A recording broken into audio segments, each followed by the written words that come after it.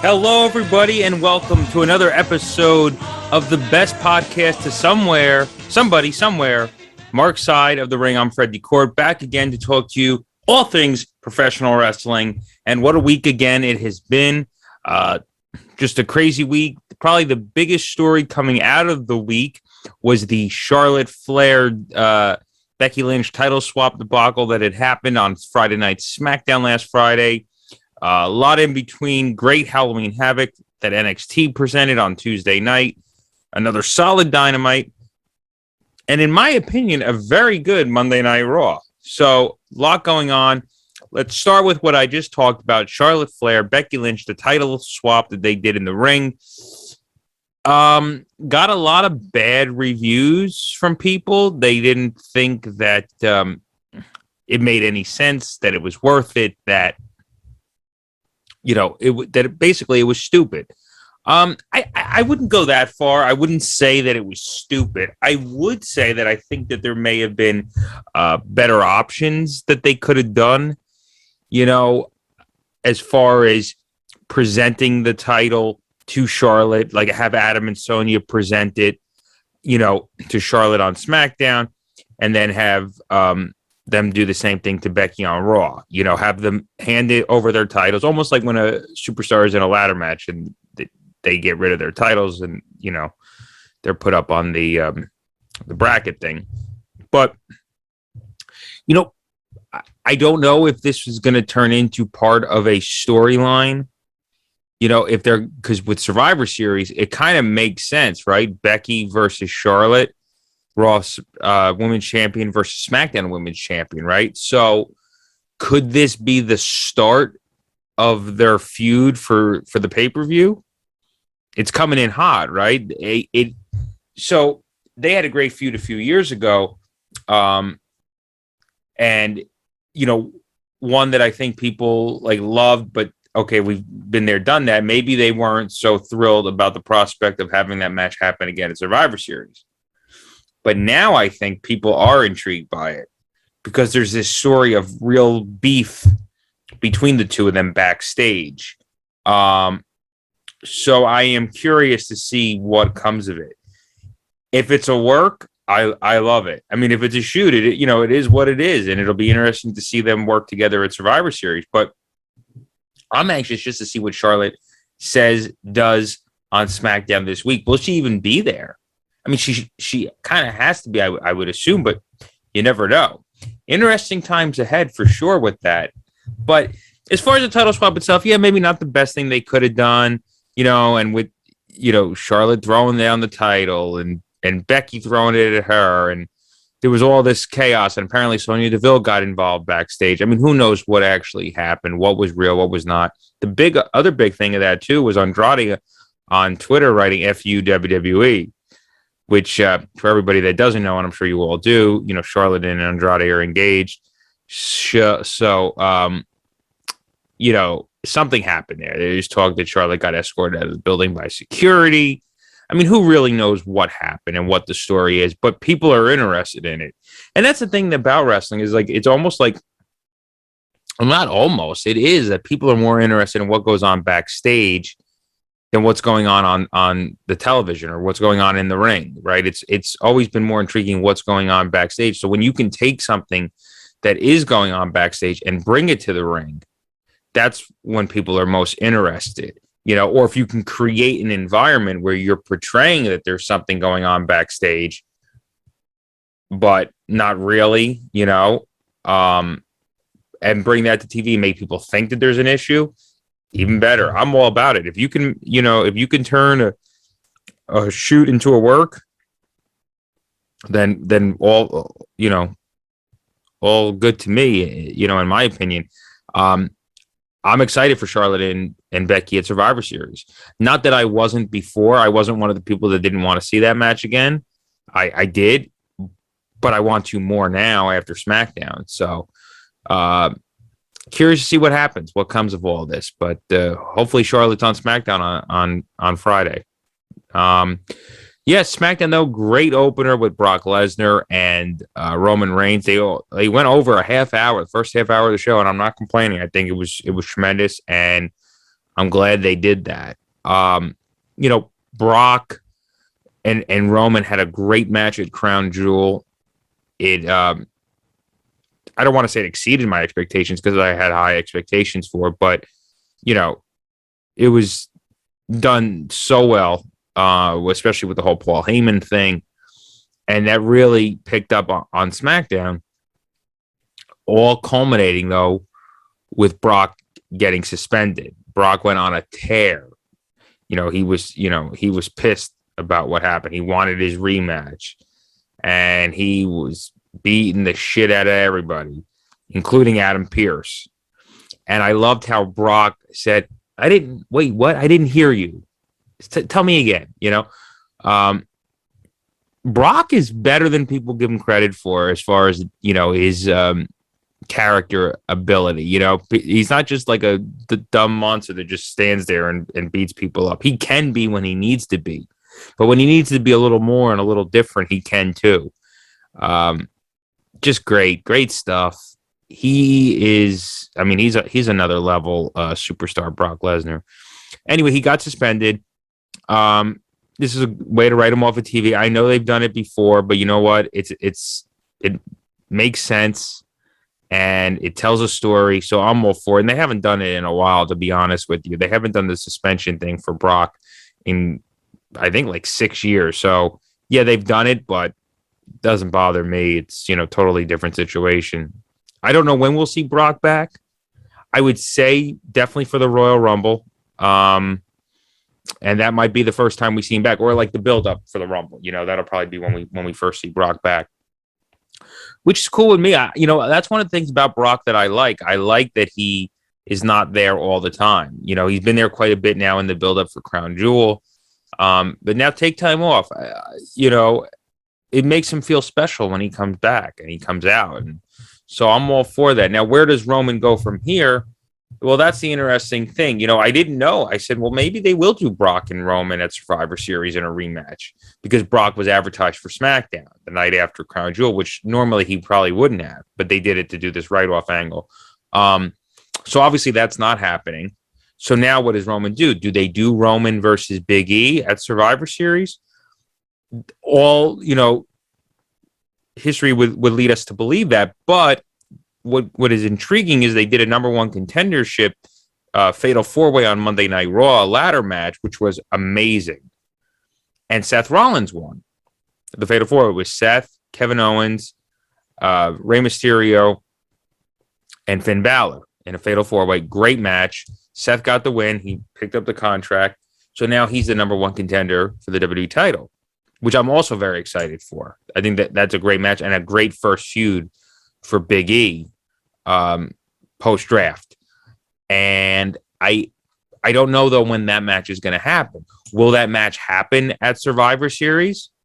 Will that match happen on a Raw leading up to Survivor Series? Now, there's obviously been a history of major title changes happening at Survivor Series or happening prior to Survivor Series where matches have changed. Going back to 2017 when it was Jinder Mahal and AJ Styles. Originally, it was going to be Jinder versus Brock at Survivor Series. And AJ Styles beat Jinder Mahal, and it ended up becoming AJ Styles as the champion versus Brock Lesnar at that Survivor Series in 2017 in an amazing match. And I believe it was their only match to this date. And then the same thing happened in 2019. Ironically, AJ was champion this time. I'm sorry, 2018. Ironically, AJ was champion this time, and Daniel Bryan beat AJ Styles. So it was going to be AJ versus Brock in a rematch from the previous year, which I was very excited for. But ended up being Daniel Bryan and Brock Lesnar, which was amazing because I've been wanting that match for years. We were finally getting it. And now we may never get it again, right? So I'm glad that happened. So anyway, point of the story is major title changes can happen that have implications on the Survivor Series card. So if they do Big E and Seth on Raw, say even Monday or the following Monday, it could easily be Seth versus Roman at Survivor Series, right? at the same time, and as cool as that would be, they're both heels, and I don't see Big E losing the title yet or anytime soon. So I don't know. I can't see that happening. So will they have Big E versus Seth just to have Big E beat Seth and go on to Survivor Series? I mean, I feel like if they're going to do it, Big E and Seth, and not have a title change, it would happen at Survivor Series. But I don't know. We'll see what happens. They did an advertisement at Crown Jewel for Survivor Series confirming the Raw versus SmackDown thing. And obviously they're doing it on the women's title side. So you would have to think that the world title would be as well, but you don't know. So the title picture is kind of unclear as far as Survivor Series and Roman's next opponent. But we'll see what happens. We still got like 3 weeks till Survivor Series, and a lot can happen between now and then on the shows for sure. But yeah, Raw going back to Raw now. Great opening segment, promo segment that led to the Fatal 4-Way match. I enjoyed it, and I'm enjoying Big E as champion. I like the confrontation at the end with Big E and Seth after Seth won, and he did it. They did a stare down as Seth walked away. It was well done. Raw is still not on SmackDown's level, but I've seen an improvement over the last few weeks, in my opinion. And now with the rosters, locked, I think Raw is going to only continue to get better because they have more players now. So it'll be interesting to see where exactly they go from here. As far as Monday Night Raw and how they can sustain that, that progression of keeping up entertaining shows, because 3 hours is tough. No matter how many players you got, it's hard every week to keep putting on great shows. So we'll see what they do. But SmackDown, again, solid. I am curious to see what SmackDown does this Friday. They're back on FS1, but Dynamite is not. So there's no head-to-head thing. No ratings war for this week. Dynamite's back. They started back on Wednesday night. Dynamite was a good show. The CM Punk Bobby Fish match was excellent. I really enjoyed that. No surprise there. Both guys are great talents. The finish was interesting. The pin, it was a kick out at 3, which I'm a big fan of. That's old school shit. And I enjoyed it. Will that lead to more? Maybe. Punk had a look of confusion on his face. So I don't know if that was a shoot or, again, here we are. Is it a shoot or is it a work? Which is when wrestling's at its best, right? But yeah, Bobby Fish kicked out at 3. His shoulder was up, so they could make a story out of it, even if maybe that wasn't the plan. Maybe it was the plan, but if it wasn't, they could make it now, or they could do nothing with it. So we'll see what happens. But great match between Fish and Punk. The other thing, the main event was the big 8-man tag, the Dark Order versus the Elite. I get the Halloween costume thing, and I'm not upset about it. I know some people didn't like it, and believe it or not, even though I am an AEW critic majority of the time, I'm not going to say that I hated it. I'm a big fan of Halloween, and I'm a big fan of costumes and dressing up. So I actually thought it was kind of cool that they did that. With that being said, I will say that you won't see Roman Reigns dressing up in a Halloween costume on SmackDown. That should be set aside for certain talents. That certain talents that can get away with that. Now, I'm not saying that the Elite can't get away with that, but I am saying that your champion should be taken seriously, and I don't know if being in a Ghostbusters uniform makes that, happen. I did enjoy the Adam Page Ghostbusters. I'm not familiar with the character name, believe it or not. I have never seen Ghostbusters. I'm sorry. I know. It's not that I never wanted to. I actually do want to see it. I have wanted to for many years, just never did. And that's going to be something I got to get to. But the fluffy Pillsbury Doughboy character, whatever, when they found out that it wasn't, I'm not familiar with the guy that does the spray thing. I mean, I could really care less who he is, but that wasn't him. And then who is in that costume? And he pulls it. I love a great reveal, but he pulls it off, and he has this like rage on his face. And I mean, as goofy as it was with that costume, I still love a good reveal. I love the intensity that Paige had for it, and I thought it was decent. I got to say, I thought it was decent. I'm getting familiar now more with Adam Page. Like I said, I'm more of a recent AEW watcher, and I like him. You know, I like the whole cowboy shit. You know, so I have to give credit where credit's due, and I thought it was a clever ending to the show, as goofy as it may have been being in costume like that. But I digress. Speaking of being in costume, we also had Halloween Havoc this past Tuesday night from NXT. I'm so glad they brought it back. I loved it last year. I didn't know if they would at first this year because of the whole revamp. You know, they have seemed to kind of get away from things that were NXT in the past, but I'm glad they didn't. It works. It makes sense.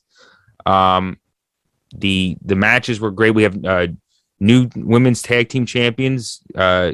JC Jane and Gigi Dolan are the women's tag team champions.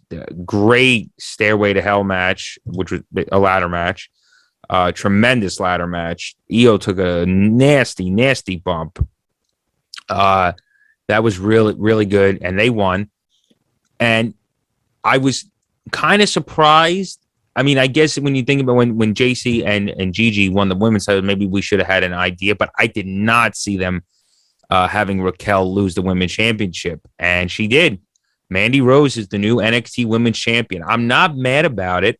I'm happy for Mandy. I think it's well deserved, long overdue. She's been a great talent for a while. I'm glad that she came back to NXT. I'm glad that she's, you know, changed her look and her gimmick, but also keeping that Mandy Rose, you know, base, but just altering it a bit. I'm happy for her. I am surprised, though, that Raquel lost. You know, does Raquel go to the main roster now? I mean, most people would think that, but wouldn't they have done that before the draft? I don't know. I mean, who knows, you know? But yeah, Raquel lost the women's title. So I'm curious to see where they go from here with that. But big title change there.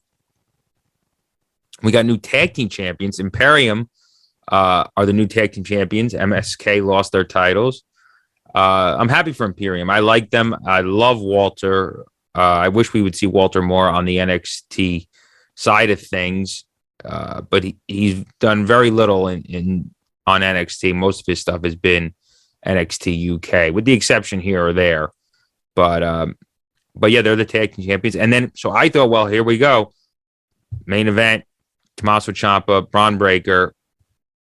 Braun's got to win, right? And there was a rumor going around this was going to be the launch of Braun. So I thought, okay, at first when I read that, I was like, wow, they're going to give it to him right now, like right away. All right, and I hope it's not too soon. But they didn't. I was shocked. I really thought, okay, Braun is winning this, especially with all the title changes going on throughout the night. I said, okay, this is all new beginning. Braun's winning, and he didn't. I'm not mad. I am surprised. I was surprised of the fact that he may win it, and then I was surprised when he didn't win it after all that. But I'm glad that Ciampa's still the champion. But Braun showed, you know, that he can hang and that he is with this. You know, this he's got this, and he's young. Sure, he's got a lot to learn. He's not Shawn Michaels, but well, nobody's Shawn Michaels, but you know what I mean. I mean, he's got levels to get to, but for where he is now, he probably shouldn't be there. Like, he is better than he probably should be, right? But it's in his blood. So I'm curious to see if Braun gets another opportunity. Do they continue the feud with Tommaso Ciampa? He's definitely on the rise, and it will obviously at some point culminate with Braun winning the NXT Championship at some point. You know, the interesting thing is that there's no TakeOver War Games this November. or yeah, usually it is November. It used to be the night before Survivor Series, but now it's been like adjacent, like near Survivor Series, not necessarily the night before. Um, Apparently takeovers are a thing of the past, which is surprising. I mean, I know they revamped NXT, but when you really think about it, man, NXT takeovers used to sell out major arenas, and every takeover people would say was better than the main pay-per-view. When people are telling you that NXT takeover is better than a SummerSlam, better than a Survivor Series or a Rumble or a WrestleMania or whatever pay-per-view it was adjacent to, that's big. Now, I'm not going to say that they could still do that now, even before the revamp. I mean, NXT earlier this year.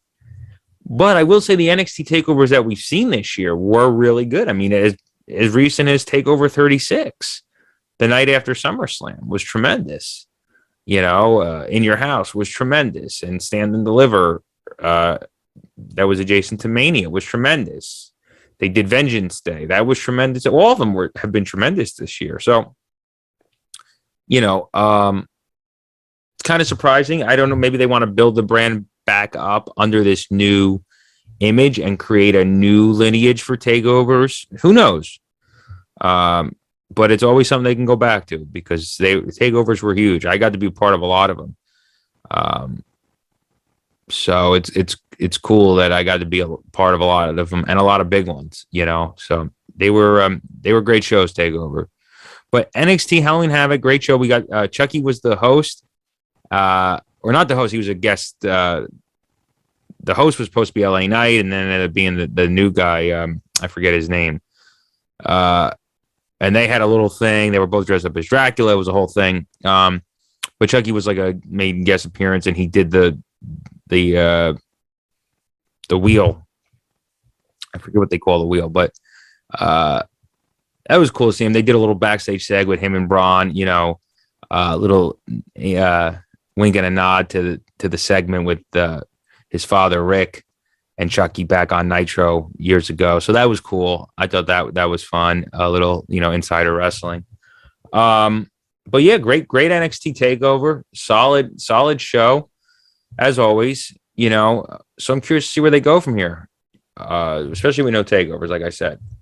But the big thing coming up is Survivor Series, and that's the next big pay-per-view. Speaking of pay-per-views, WWE, for the first time ever, released their entire 2022 pay-per-view schedule. Some of them we knew, some of them we didn't, most of them we didn't. I'm going to go over the schedule. A very interesting schedule. So the schedule itself had 9 pay-per-view dates. They said that 2 more would be added in February and October. Information on those would be added at a later date. The general consensus and belief is that the February and October dates that haven't been announced will be the 2 Saudi Arabia shows. And the big thing is a minimum of 4 stadium shows this year. So we're going to start, which we knew, January 1st, New Year's Day, day 1 in Atlanta. Big pay-per-view. I'm glad they got rid of the December pay-per-view for this year, starting off with day 1 in Atlanta at the State Farm Arena. That brings us to the Royal Rumble at the Dome from America's Center, which I will be there for on January 29th, a Saturday pay-per-view, as is day 1. Most of these pay-per-views are Saturdays, which we'll talk about. And then the other big announcement, WrestleMania officially will be 2 days. It will be Saturday, April 2nd, Sunday, April 3rd. I will be there for both of those days as well. When they originally announced it last year, it was Sunday, April 3rd.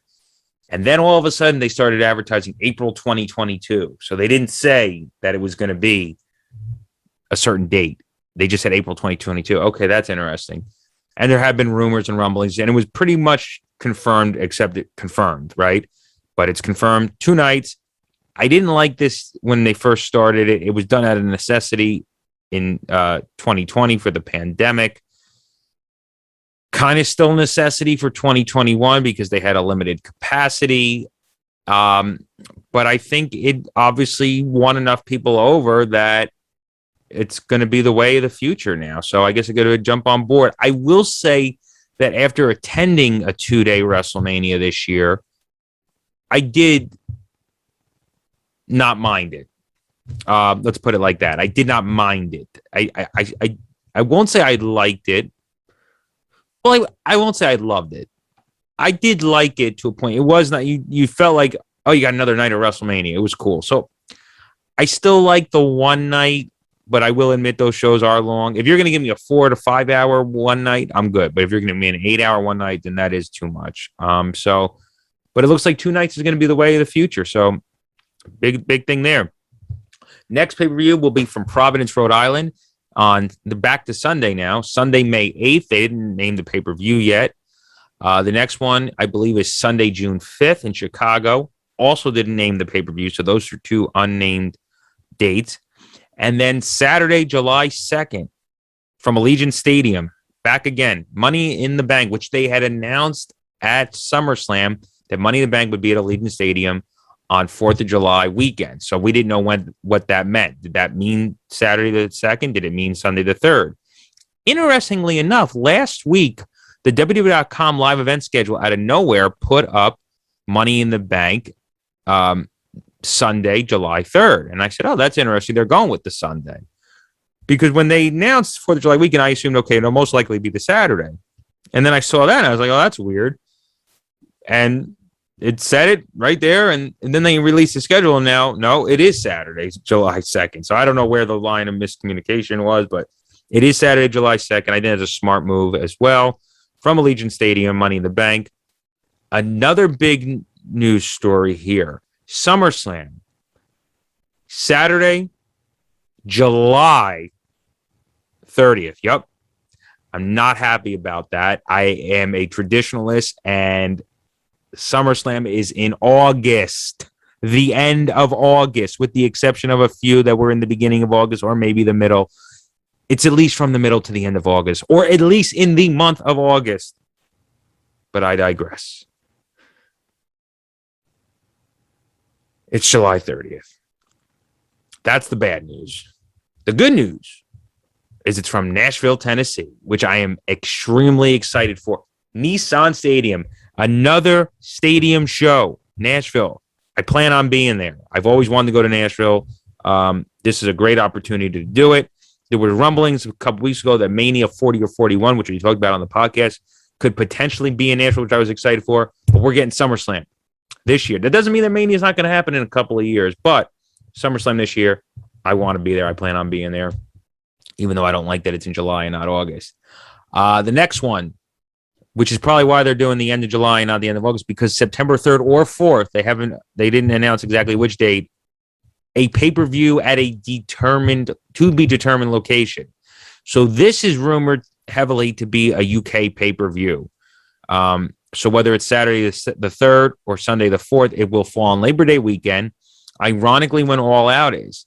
Now, if it is from the UK, the timings will be different, and it shouldn't, be a head-to-head pay-per-view, but that's a big bold move by WWE. The UK pay-per-view has been rumbled about for a while.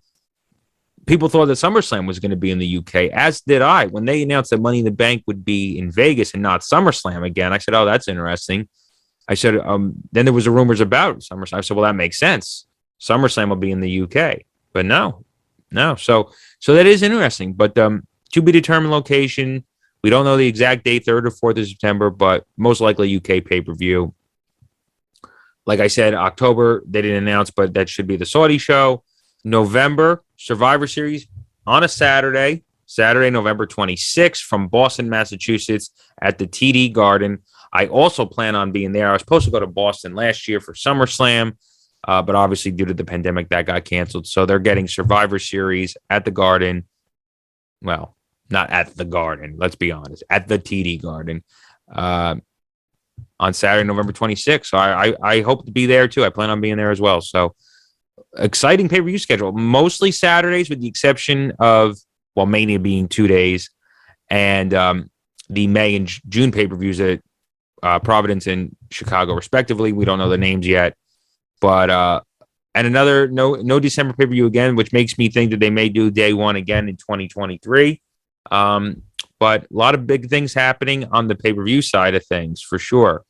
So yeah. and stadium shows between the Rumble, WrestleMania, 2 nights, Money in the Bank, SummerSlam, and the UK show will probably be in a stadium. Originally, it was rumored to be in Cardiff, Wales, but then London was rumored at Wembley. So either way, it most likely will be a stadium show, but again, not confirmed. And then the Saudi shows. The last one, Crown Jewel, they did it at a smaller stadium, which they had run at the previous Saudi show, but they were running bigger venues, so you never know where the Saudi shows will be. Will they be bigger venues or not? But we do know 4 confirmed stadium shows in the U.S. So very exciting stuff. I can't wait to be a part of it, most of it. And exciting times ahead. But before we get to that, we got Survivor Series Sunday. I almost wanted to say Saturday, not Saturday yet. No, still Sunday. Sunday, November 21st from the Barclays Center in Brooklyn, New York. Nothing officially announced match-wise yet, but like we talked about, Charlotte and Becky, most likely. We don't know the Roman and Big E title situation. I'm sure we will. Hopefully we will by this time next week. But if it gets announced, you will hear it here on Mark's Side of the Ring for sure. As always, I bring you the latest in wrestling news. So that's it for today. I want to say thank you guys for tuning in. And as always, we will see you next week to talk more pro wrestling. From Mark's Side of the Ring, I'm Fred DeCourt. We'll see you later.